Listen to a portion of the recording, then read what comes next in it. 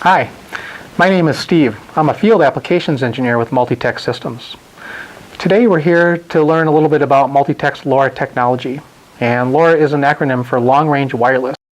And today I have a MultiConnect LoRa endpoint called an MDOT. The MDOT is seated into a MultiConnect developer board. And the developer board is powered through USB. And I'm communicating to the MDOT module through this serial RS-232 connection, which is actually a serial to USB adapter on my PC. The Conduit Gateway is a developer platform. This particular model is running mLinux, so it's an open source Linux development platform.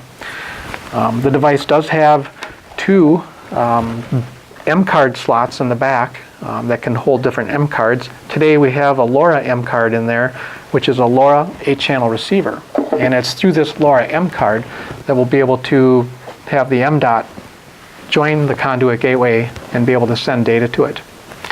So the LoRa technology does employ a spread spectrum frequency hopping technology, which is used to get the long range, which is up to 10 miles line of sight.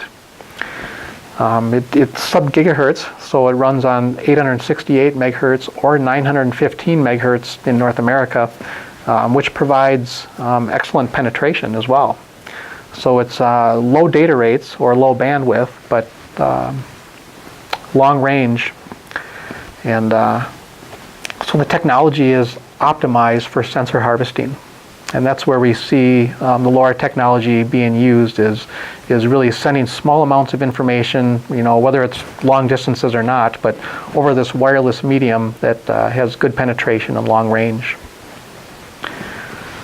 So today what we're going to do is we're going to first configure the Conduit Gateway and configure its LoRa network server and with particular credentials, and then we're going to configure the MDOT and have the MDOT join the Conduit Gateway network and be able to send data to the conduit and see that data coming in. And notice that the conduit does have an Ethernet interface, and I'm running my Ethernet connection to my PC. I will mention that the conduit does have a default IP address of 192.168.2.1, and DHCP services is off. So you will need to set the subnet of your PC to be on the same subnet as the Conduit Gateway to initially communicate with it. And so to do that, I would open Network and Sharing Center, and I would come up here and I would select Change Adapter Settings. And I would select Local Area Network, right-click, and select Properties. And then I'll select the Internet Protocol version 4 and select the Properties button. Typically, your PC will be set to obtain an IP address automatically. You're going to want to set it to use the following IP address. And we just want to put it on the same subnet as the gateway. So 192.168.2. In this last field, you could put, a number other than 1. So I'll put in 11 and say OK. That's subnet mask is 255.255.255.0 for Class C subnet. We'll say OK and close that. Close this. And now I'm going to open and use PuTTY to as an SSH client to SSH into the mLinux gateway. So again, the IP address is 192.168.2.1. Before I create the connection, I'm going to try and increase the font size here so you'll be able to see it better. But we'll open, and we should be greeted with a login if we're successful. And on this device, the login is root, lowercase, R-O-O-T, and the password is also root, R-O-O-T. So now we are logged in to the Conduit Gateway. The first step will be to create a LoRa directory. And so it's mkdir to make directory. And I'm going to go into the var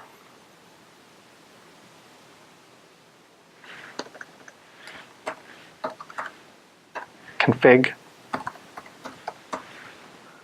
and I want to create a directory called LoRa. Okay, so here right now I can go change my directory and go into the var config directory. And I'll type ls to list its contents. And there we do see the LoRa directory. If I go into the LoRa directory and list its contents, it's empty. There's nothing in there yet. So the next step is we want to copy our LoRa network server configuration sample file over into this LoRa directory. And then from there we're going to edit and configure it.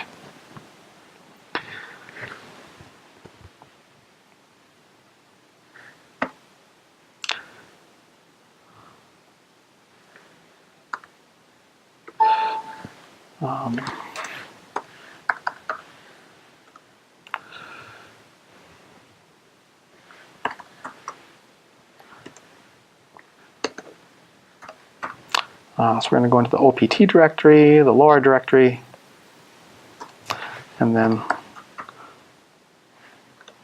LoRa, whoops, spell here, L-O-R-A, LoRa hyphen network hyphen server dot conf dot sample dot sample.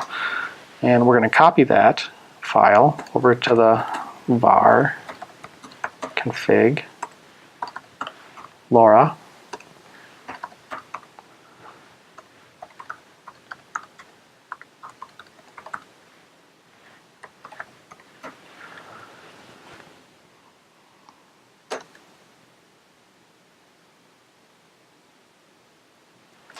Okay.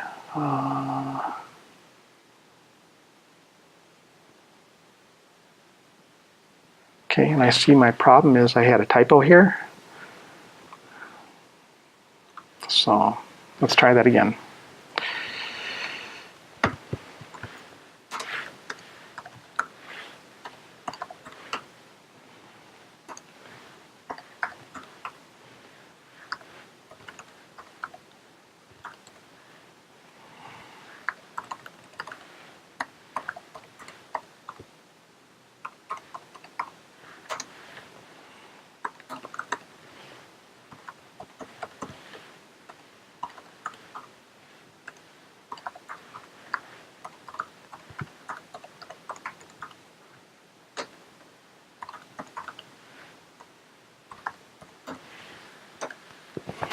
Okay, so that time it worked. So there, if I list out what's in the LoRa directory, and we see that we do have the LoRa network server configuration file there. So my next step now is to edit this file and configure it. So you could use VI as an editor if you're familiar with that. Today I'm going to use Nano. So N-A-N-O, Nano, Nano. Here we go. Nano space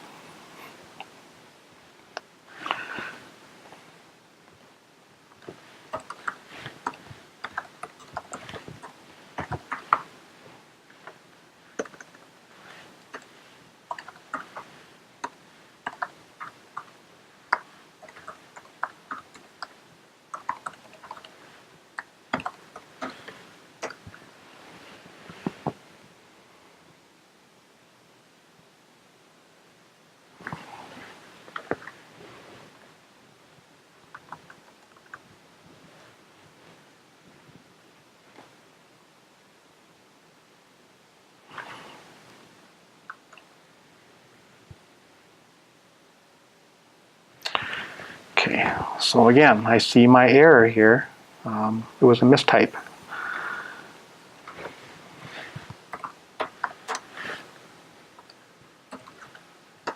Var config LoRa LoRa network server .conf. Okay, so this is what we should see. So now we're going to use this editor, and we need to set three things, and one is the frequency subband.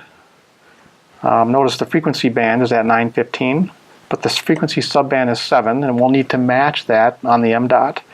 The next thing is under the network settings here, we need to set a network name and a network passphrase.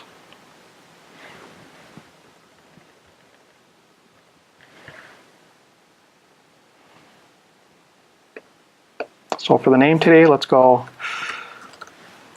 MultiTech 123. And for the passphrase could be different or it can be the same. It has to be at least 8 characters.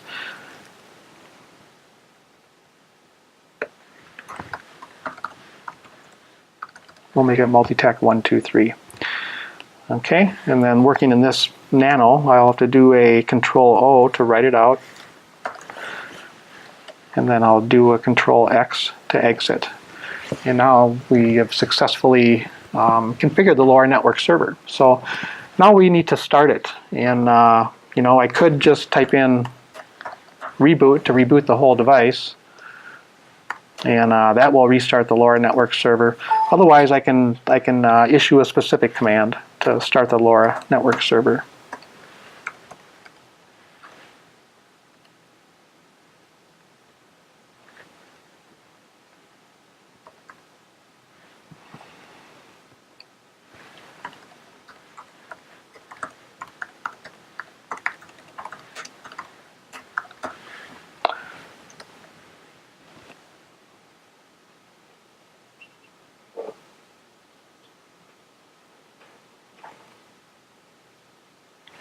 Okay.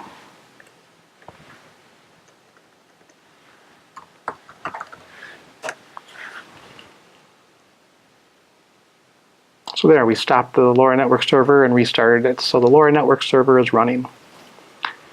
Let's see, before we go and configure the MDOT, I think what we'll do is we'll look at the LoRa network server log. Actually, we'll go back and we'll first configure the MDOT.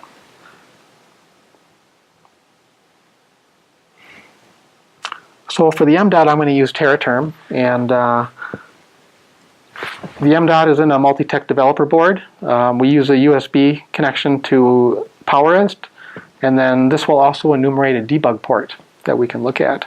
But the configuration is going to be done through this COM port or through this RS-232 serial connection. And from the factory, the MDOTs come with AT command firmware. And so I'm going to be using that AT command firmware today to establish a connection, just because it's simple and easy. But the development platform for the MDOTs is on developer.mbed.org, and that's where MultiTech publishes libraries for the MDOT that developers can utilize to create an application or program that they can actually run on the MDOT. And on the website, developer.mbed.org, there are lots of sample programs for the MDOT as well. But starting with the AT commands, AT ampersand Victor, or V, will list out the current settings for the device. So the first thing I want to do is set the frequency subband to 7, which right now it defaults to 0. So AT plus FSB equals 7. Okay, the next thing I want to set is the network ID and match what we had configured into the conduit. AT plus NI equal 1, comma, LTITECH 123. So it's MultiTech 123. Next we'll configure the passphrase in the MDOT. AT plus NK equal 1, comma, MULTITECH 123. The passphrase was the same as the password. I do need to save this or store it to memory. AT ampersand W stores it to non-volatile memory. And then ATZ will reset it. And we should be ready. And so my next step is to attempt to join and ask the MDOT module to join the conduit gateway network. So it's AT plus join. And notice that we have successfully joined the network. So before I send data, let's go back to the PuTTY session or SSH session of the conduit. And you know, when you're in the mLinux version of the conduit, how do you determine if a MDOT has successfully joined? And the answer to that question is there is a LoRa query feature that we have. And so it's as simple as doing LoRa QUERY LoRa query, and I'm going to ask for a node list. And the node list would be any MDOTs that have successfully joined the gateway. And so we do have one. And basically there is a node ID, which is 0008, and it's this number here, which is also on the sticker of the MDOT, so that's how you can identify that device. But basically through here we're able to see that we've successfully joined the network. In order to see data received by the MDOT, there are two methods, and one is to subscribe to a MQTT. The other is using UDP. So we'll try the MQTT method to see any received data. So I need to do that subscription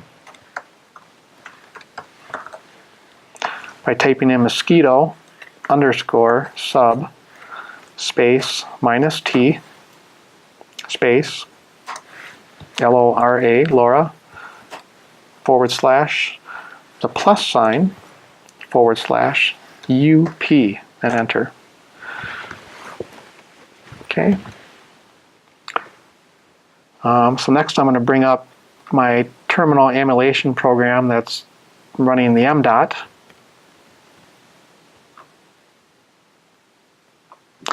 You know, I kind of do AT plus NJS to check network join status. If it's 0, we're not joined. If it's 1, we are successfully joined.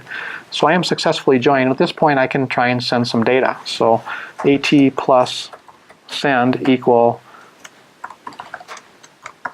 hello world. And if I hit enter,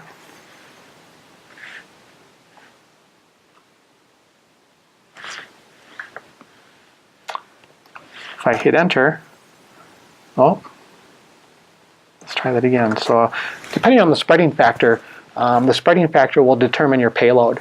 And here I must have a higher spreading factor where the payload is probably something like 11 bytes. And so my hello world payload was just a little bit too large. So in this case, we'll do AT plus send equal hello. Okay, and when I get the OK back, that means it was successful. And then if I come back here and look at my LoRa packet that was received, what we're really looking for here, there's a lot of information. Channel 6, the codec, the data, the data rate. There's my spreading factor is 10. As I suspected, we're on a higher spreading factor. The frequency used, signal to noise ratio. There's a lot of information here. But it's here after the word data. And this is the data right here. Well, it's what's between the quotation marks. And the data is in a base 64 format. And so basically I'm going to copy that string and bring up a browser that would have a base 64 coder, decoder.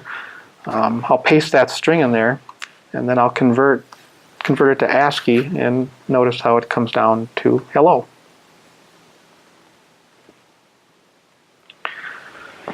So in a nutshell, that's how you configure the mLinux version of the Conduit Gateway to accept connections from LoRa MDOTs. It's how you configure the MDOT using the AT commands to join the gateway, how you subscribe to the Mosquito server and the conduit to see the data received, and then it comes through in a base 64 format, so typically you would need to convert it to ASCII.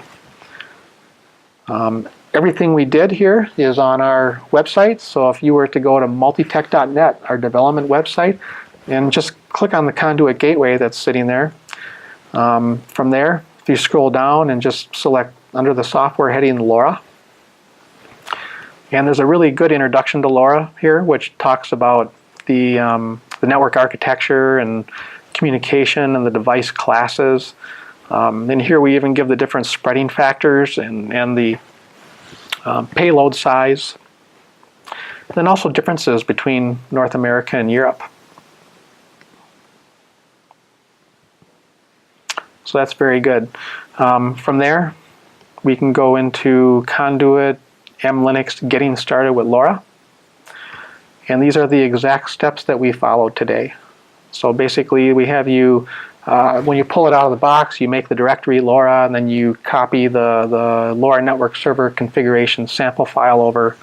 Then you use an editor to configure it. And then scrolling down, the next step is to set up the MDOT, and then have it join and send data. So we've successfully had the MDOT join the conduit gateway, send data. We're able to see the data on the conduit gateway. So thank you, and look for my next video where we'll be looking at the embed website and being able to load programs onto the MDOT and have those join and send data. If you have any videos you'd like to see, you may email me at salesfae@multitech.com and give me any video ideas that you'd like to see. So thank you and have a great day.